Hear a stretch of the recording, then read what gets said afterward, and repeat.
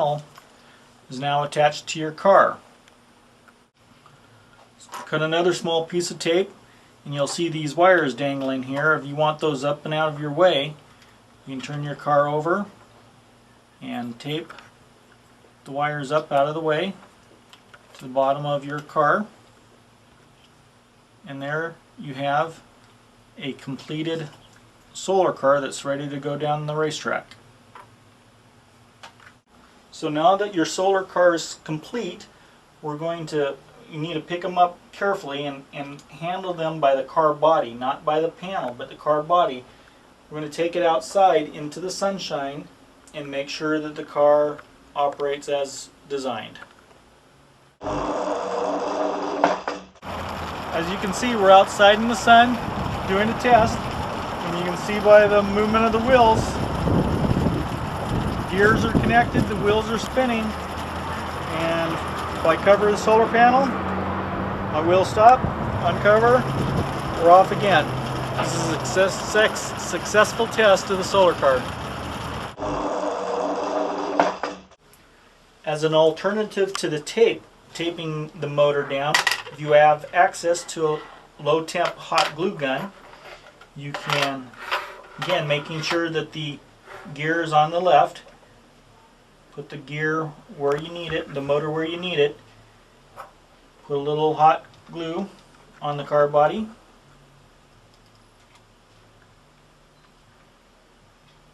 and installing that, making sure the gears mesh. It only takes a little bit and that glue connects.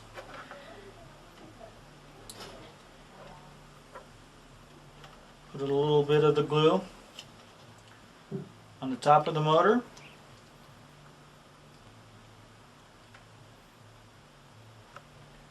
Securing that in place.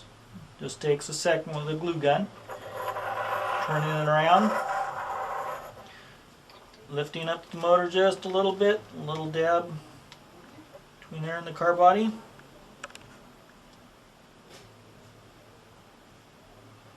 Getting rid of anything. And then you have your solar car without the tape, but glued to the panel.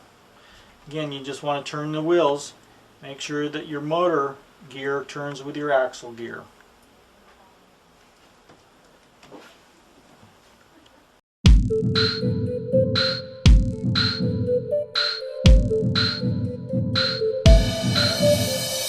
Mercury, Venus, Earth, Mars, Jupiter, Saturn, Uranus, Neptune. Mercury, Venus, Earth, Mars, Jupiter, Saturn, Uranus, Neptune. Mercury is the closest planet to the sun. Venus comes next, it's the hottest one. Earth comes third, the only life that we know. Mars has the largest canyon and volcano. Mercury, Venus, Earth, Mars, Jupiter, Saturn, Uranus, Neptune. Mercury, Venus, Earth, Mars, Jupiter, Saturn, Uranus, Neptune. The gassy planet Jupiter, the largest you will find. Saturn has rings around the outside. Uranus is funny cause it spins on its side. Neptune looks blue, the coldest of its kind. Mercury, Venus, Earth, Mars, Jupiter, Saturn, Uranus, Neptune. Okay, get ready. We're gonna say all the planets really, really, really fast. Can you keep up? We're gonna say all the planets from the first to the last. Mercury, Venus, Earth, Mars, Jupiter, Saturn, Uranus, Neptune. Mercury, Venus, Earth, Mars, Jupiter, Saturn, Uranus, Neptune. Mercury, Venus, Earth, Mars, Jupiter, Saturn, Uranus, Neptune. Mercury, Venus, Earth, Mars, Jupiter, Saturn, Uranus, Neptune. Mercury, Venus, Earth, Mars, Jupiter, Saturn, Uranus, Neptune.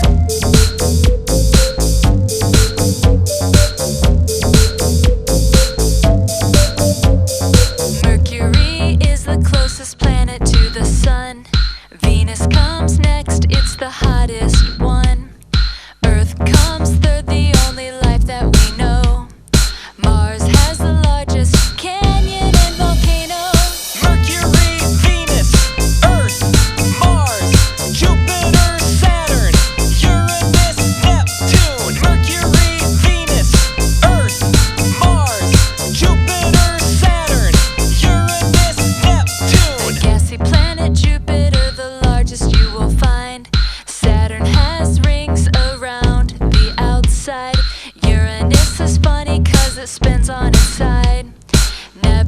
moon looks blue, the coldest of its kind.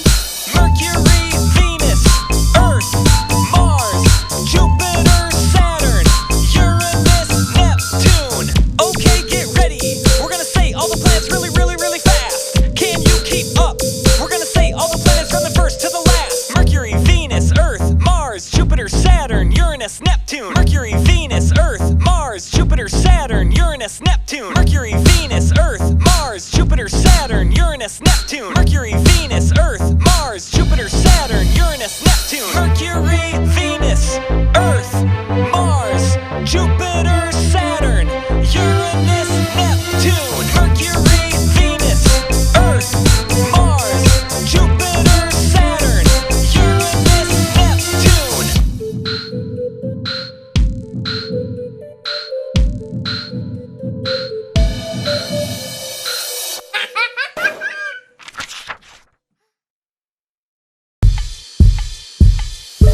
North America, South America, Africa, Europe and Asia, Australia, Antarctica, 7 continents. Back to the Startica. North America, South America, Africa, Europe and Asia, Australia, Antarctica. Now it's time for the verse 2 Startica. Now the first thing we want to bring to this class is that a continent is a large landmass surrounded by great big bodies of water called oceans They're bigger. and seas. They're small. So why don't we start with North America, made of Mexico, United States, and Canada. Then we can move south past the equator to South America, where the heat is greater. And speaking of heat, the next continent is blazing is Africa, where the animals are amazing. Next is Europe, and then there's Asia. Together they're the largest landmass because they're neighbors.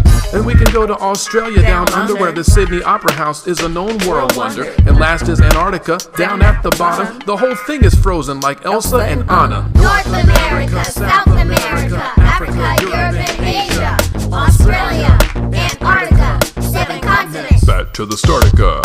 North America, South America, Africa, Europe and Asia, Australia, Antarctica. Now it's time for us to Departica.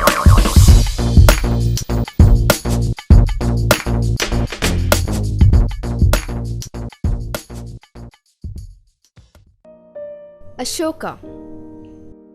Ashoka was headquartered in Magadh in Bihar. His kingdom stretched from Pakistan and Afghanistan in the west to Assam and Bangladesh in the east, and as far as Kerala and Andhra Pradesh in the south. Within 8 years of ascending the throne, Ashoka expanded his empire to regions in Iran and Persia.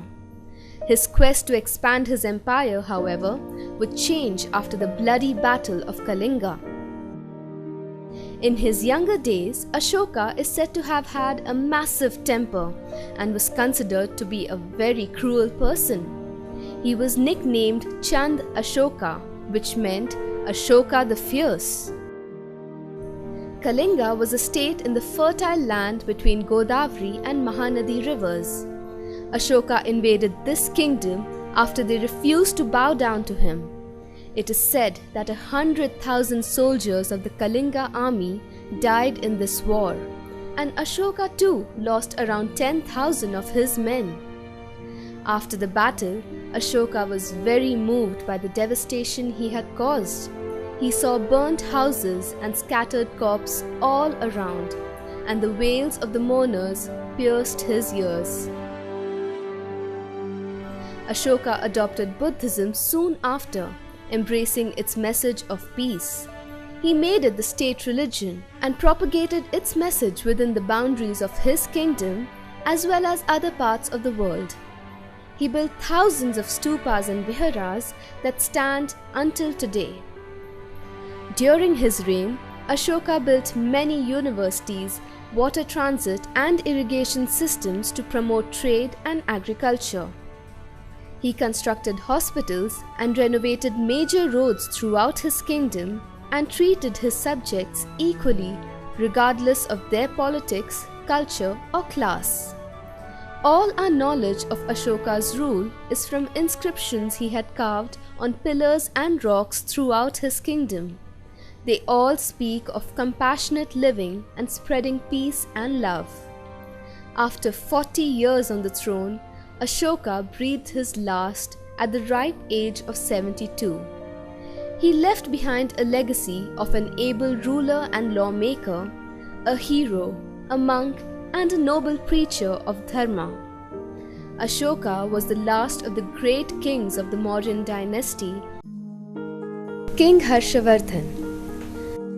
The downfall of the Gupta Empire in the middle of the 6th century brought about the breakup of the northern Indian kingdom into many small republics and monarchy states. Prabhakar Vardhan, ruler of Sthanaviswara Thanesar in present-day Haryana, was the first ruler of the Vardhana dynasty. He had 2 sons, the elder son Rajyavardhan, who ascended the throne after his father, and his younger son Harshavardhan.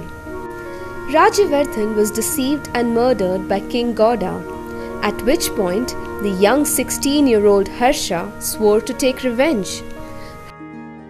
Harsha waged war against King Gauda and won the battle. Harsha was consequently crowned the new ruler. He first united the kingdoms of Thanesar and Kannauj and then went on to bring Bihar, Bengal and Orissa under his command. Harsha then moved towards the south only to be stopped by Pulakesi II of Vatapi. As a result, the Narmada became the southern limit of Harsha's empire. He was also an author of repute, having penned Sanskrit plays like Nagnanda, Ratnavali and Priyadarsika. Bana Bhatta, Harsha's court poet, wrote the Harsha Charitam, the first historical poetic work on King Harsha. Harsha's capital city, Kannauj, extended 6 to 8 kilometers along the river Ganges. He also had a systematic tax structure in place. 1/4 of the taxes went towards the administration of his empire. The rest was given away to charities and to further the arts and cultural endeavors in his kingdom. Later on in his life, King Harsha, a Shaivite by birth, became a follower of Buddhism. Under him, all religions and schools of thought like Jainism and Buddhism enjoyed freedom of expression. Harsha ruled ably for 41 years. With King Harsha's passing, the idea of a single kingdom ruling northern India disintegrated. The Cheras.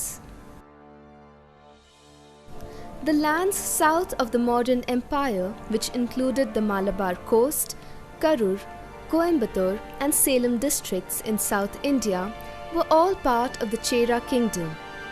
The Chera capital was Tiruvanchikulam. Udayan Cheralatan, the first Chera king, is accredited with founding the dynasty. Udayan's son, Imayavaramban Nedun Cheralatan, through his grit and determination, was responsible for making the Cheras the Chola Empire. The Chola dynasty is believed to have originated from the fertile valley of the river Kaveri. By the turn of the 18th century, there were 3 prominent kingdoms of the south: the Cheras, the Pandyas, and the Cholas, who were considered to be the most powerful of the 3. The year 985 saw one of the greatest kings of southern India ascend the throne, Rajaraja Chola I, also known as Rajaraja the Great, who defeated the eastern Chalukyas of Vengai, the Pandyas of Madurai,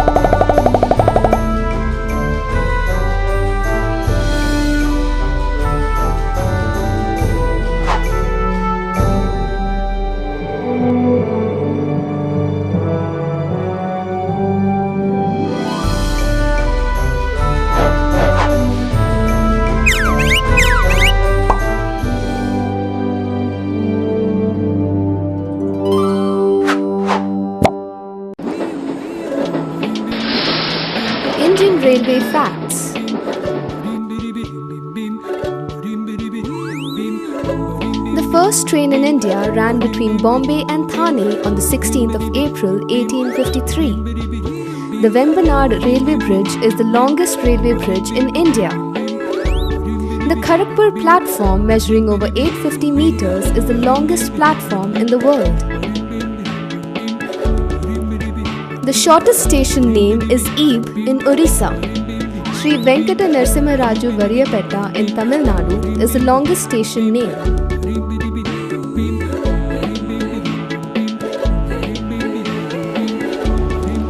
The Karbude tunnel between Monkey Hill and Khandala is 6.5 kilometers long. India's first underground metro was built in Kolkata. The first computerized reservations took place in New Delhi in 1986. The Vivek Express is the longest train journey, covering 4,286 kilometers in 82 hours. Indian Railways has about 63,028 kilometers of tracks and employs over 1.55 million people. There are nearly 13,000 trains running in India and nearly 30.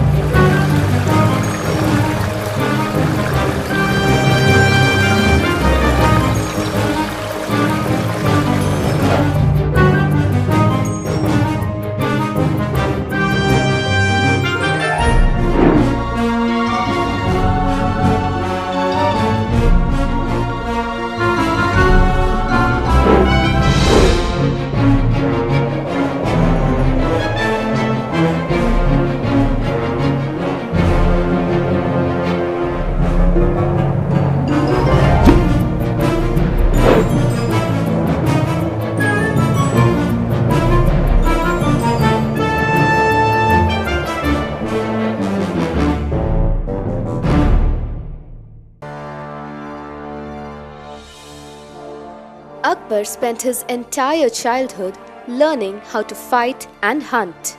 He had no interest in learning how to read and write. However, Akbar was the only Mughal emperor who was illiterate and still had a penchant for knowledge. Akbar was made king at the age of 13 after the death of his father. Akbar was with Bairam Khan at the time of his father's passing, and Bairam was made regent as Akbar was too young. On many occasions, Bairam led campaigns on Akbar's behalf to expand the kingdom. Hemu, the Hindu minister of an Afghan prince, Adil Shah, was waiting for a chance to defeat Akbar. Hemu attacked the kingdom of Delhi and emerged victorious, crowning himself the ruler of Delhi. In retaliation, Akbar launched a scathing attack in the Second Battle of Panipat. The two armies fought valiantly, and it seems as if the Mughals were fighting a losing battle, until an arrow hit Hemu's eye and he fainted. Hemu's men thought that he was dead and put down their weapons, accepting defeat. Akbar became king again. He won many more battles and added more regions to his kingdom, stretching from the Indo-Ganges basin to Kashmir and Afghanistan all the way down to Bengal in the east and part of Deccan in the south. Although Akbar was a young king, he was shrewd and organized. He got rid of all his ministers whom he felt were over-ambitious and were looking to covet his position. He removed restrictions on religions and allowed his people to practice the religion of their choice without having to fear for their life. In spite of being illiterate, Akbar was surrounded by scholars such as Birbal, Abul Fazl and Tansen, who were all part of the 9 gems or Navratnas. Akbar also took keen interest in religion, music, painters, poets and philosophy. He had a huge collection of books and manuscripts and was also owner of a number of artworks from across the region. His biggest accomplishment, however, lied in architecture. He built great structures like the Jama Masjid that stands tall even today. He even built a palace for his wife close to the Hawa Mahal. Akbar fathered 3 children, Jahangir, Murad and Danial. Jahangir was the only surviving son, as the other 2 died very young. Jahangir and Akbar did not share a very good relationship and were at constant loggerheads with each other. In 1605, Akbar fell very ill and died a slow death. He had managed to bring parts of East, West, North and as well as South India under his rule in his tenure. Akbar's rule is greatly noted for the wealth of learning and culture that existed in his time. He was the Pandyas. One of the 3 ancient kingdoms in the south of India was the Pandyan kingdom, who ruled over Tamil Nadu until the end of the 15th century. Korkai was their capital, but then the capital was moved to Madurai. The Pandyas expanded their kingdom and controlled the districts which are known as Madurai and Tirunelveli. Tamil Nadu was divided between the Pallavas and the Pandyas. The Pandyan Empire was established by the Emperor Kadungan in the 6th century. The Pandyas excelled in trading through the seas from Dhanushkodi and Poompuhar, which spread as far as Rome and Greece, all the way up to China, Malaysia and Maldives. The Pandyas produced the finest pearls along the South Indian coast. The Pandyan kingdom was often subdued during clashes with the Pallavas and the Cholas. This happened because as their kingdom expanded, their neighbors, feeling threatened by them, attacked. Several Pandyan kings helped in the revival of the Pandyas, but it was Mahavarman Kulasekara who led this revival.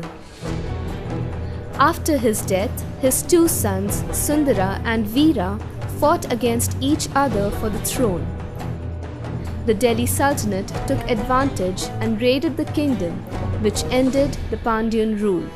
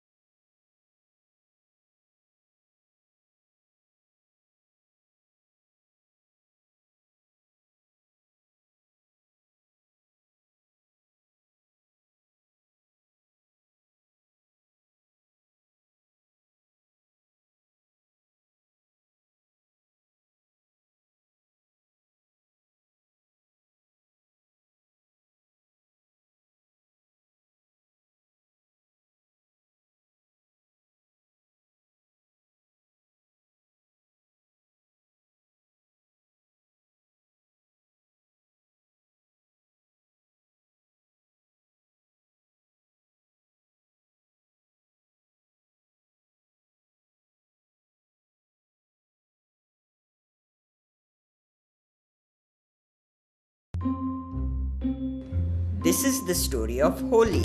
Holi gets its name from Holika, demon king Hiranyakashyap's sister.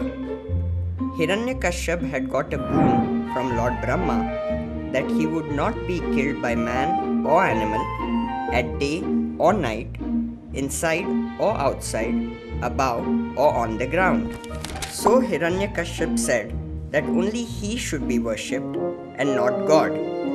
His own son, Prahlad, continued to worship Lord Vishnu. This made his father angry.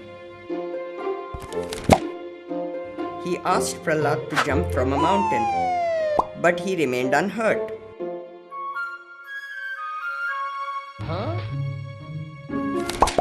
Even when Hiranyakashyap made Prahlad jump in a well, he was unharmed. Then Hiranyakashyap ordered that wild elephants should trample Prahlad, but he was not hurt. Next, Prahlad was put in a room with poisonous, angry snakes. But still, nothing happened to him. Finally, Holika made Prahlad sit on a pyre with her. She was protected by a shawl that kept her from being burned. The shawl flew from her to Prahlad. So, while Holika burned, Prahlad was safe. Lord Vishnu appeared as half man, half lion, and killed Hiranyakashyap at dusk on his porch steps. A Holika bonfire is lit every year to remind us of the victory of good over evil. Holi is celebrated on the day after the bonfire.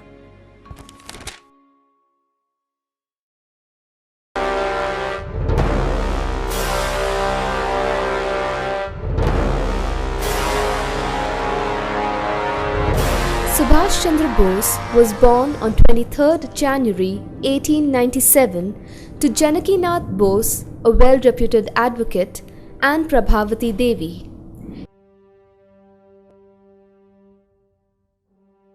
Subhash Chandra Bose's nationalistic temperament first came to light at the Presidency College, Calcutta, when he was rusticated for assaulting Professor Oaten for his anti-India comments. During the mid-1930s, Bose travelled in Europe, visiting Indian students and European politicians, including Mussolini. He observed party organisation and saw communism and fascism in action. In 1938, he had become a leader of national stature and agreed to accept the nomination as Congress President.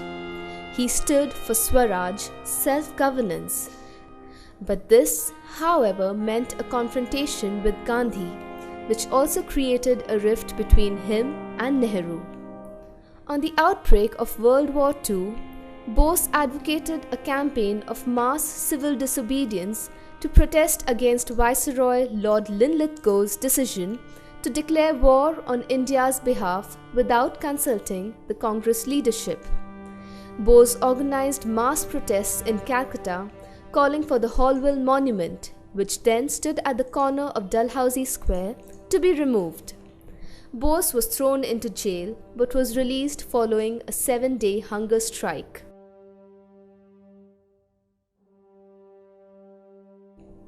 Bose's house in Calcutta was kept under surveillance by the CID following his release. Bose planned an escape with the help of his nephew, Sisir K. Bose, in a car dressed as a Pathan, sporting a long beard which he grew overnight. Bose escaped to Germany via Afghanistan and the Soviet Union. In Germany, to Hitler and Bose. I swear by God this holy oath that I will obey the leader of the German race and state, Adolf Hitler, as the commander of the German armed forces in the fight for India, whose leader is Subhash Chandra Bose. Matters worsened when the now retreating German army would be in no position to offer him help in driving the British from India. So, in 1943, Bose turned his back on his legionaries and slipped secretly away, aboard a submarine bound for Japan. Traveling on board the German submarine U-180 around the Cape of Good Hope to Imperial Japan via Japanese submarine I-29. This was the only civilian transfer between two submarines of two different navies in World War II. The idea of a liberation army was revived with the help of Subhash Chandra Bose in the Far East in 1943.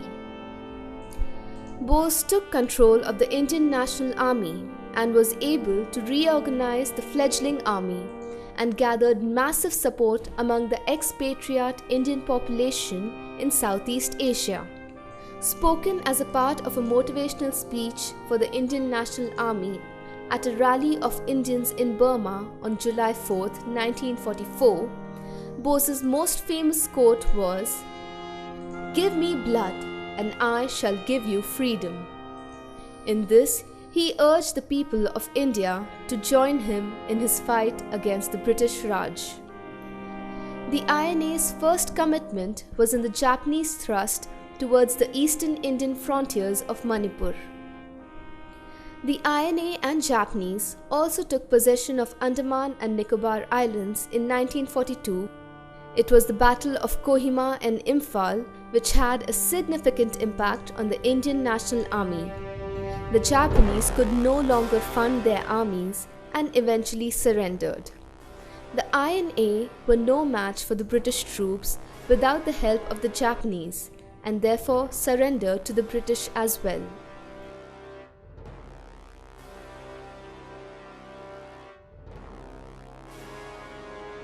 Mystery still surrounds the disappearance and eventual death of Bose, though it is said that he is alleged to have died in a plane crash in Taipei, Taiwan, on 18 August 1945 while en route to Tokyo.